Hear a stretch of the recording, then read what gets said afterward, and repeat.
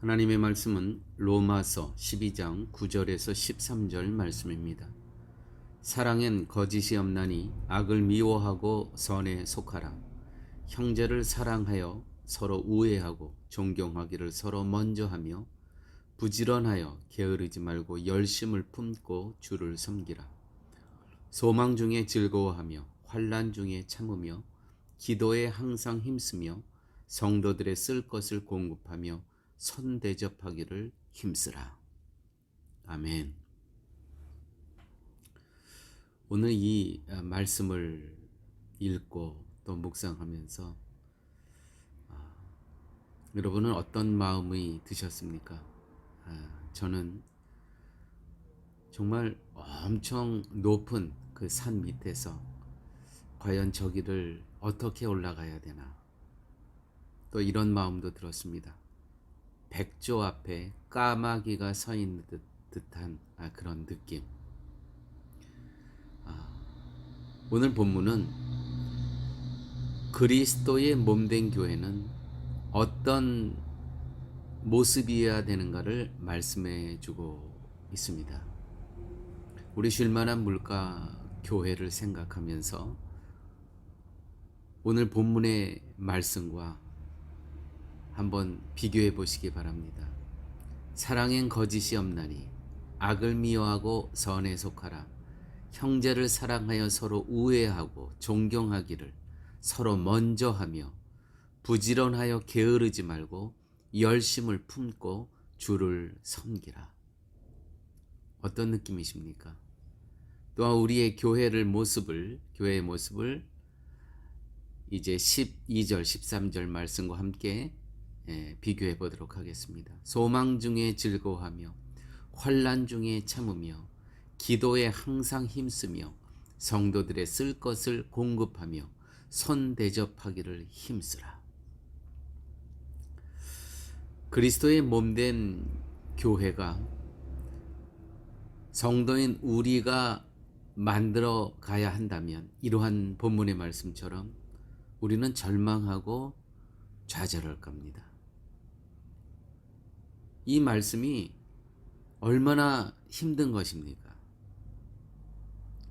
그러나 교회는 교회의 주인 되신 그리스도의 임재하심이 이 본문의 말씀처럼 만들어 가신다는 것이죠. 우리가 만들려고 할 때 우리는 좌절합니다.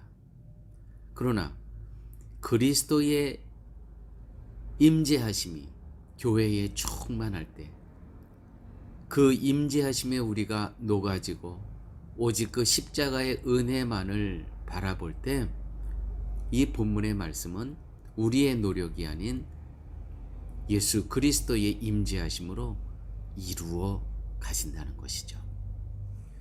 그러므로 저와 여러분이 진심으로 성령을 받아서 모인 그리스도의 지체라면 쉴만한 물가 교회를 보고 모이는 그러한 공동체가 아니라 교회의 머리가 되신 주님을 보고 모여서 예배하는 공동체가 될 수 있다는 것입니다.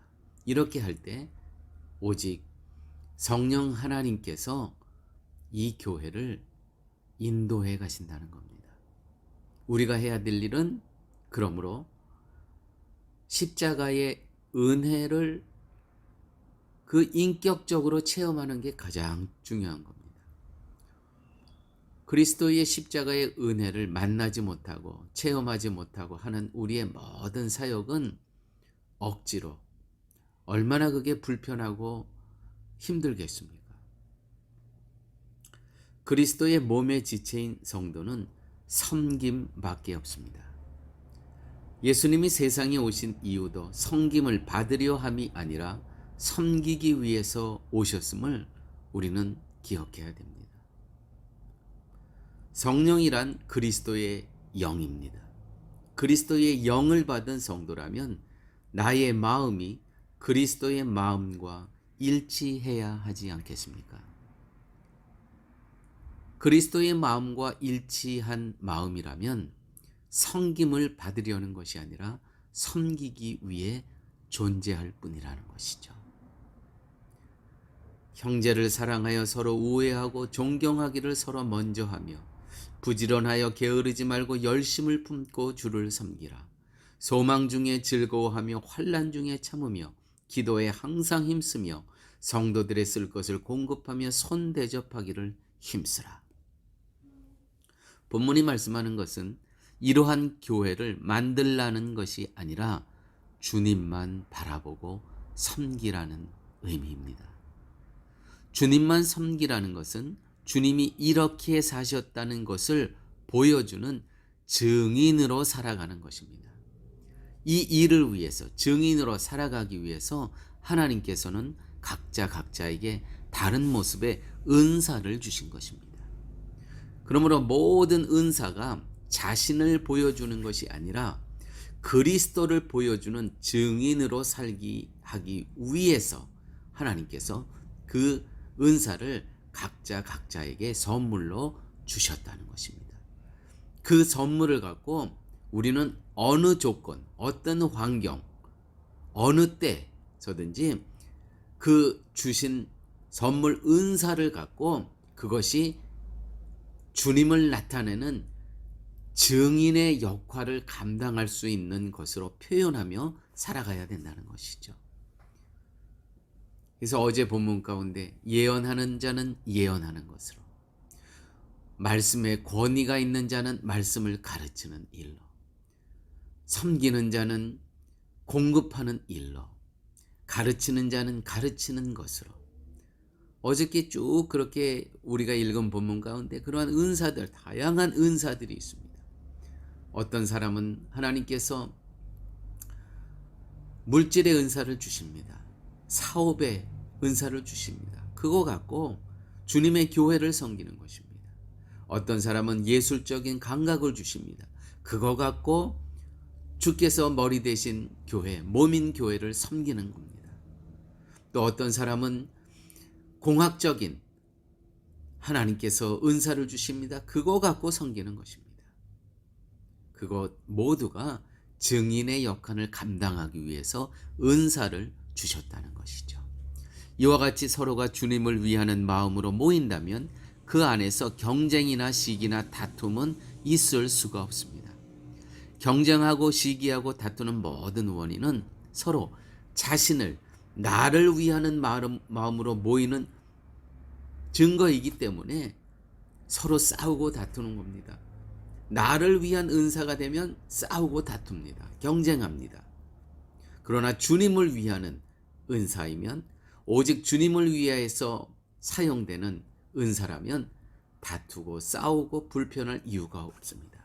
주님이 주신 은사에는 경쟁이 없음을 기억하셔야 됩니다. 시기도 다툼도 없습니다. 오직 주님을 위하는 마음만 있을 뿐입니다. 주님만 위하고 주님만 섬기고자 하는 마음으로 모이기 때문에 서로 섬기게 되고 먼저 존경하게 되고 성도들의 쓸 것을 먼저 공급하게 되는 것입니다. 이것이 그리스도의 몸된 교회, 참된 교회 공동체의 모습입니다. 아버지 하나님, 감사합니다.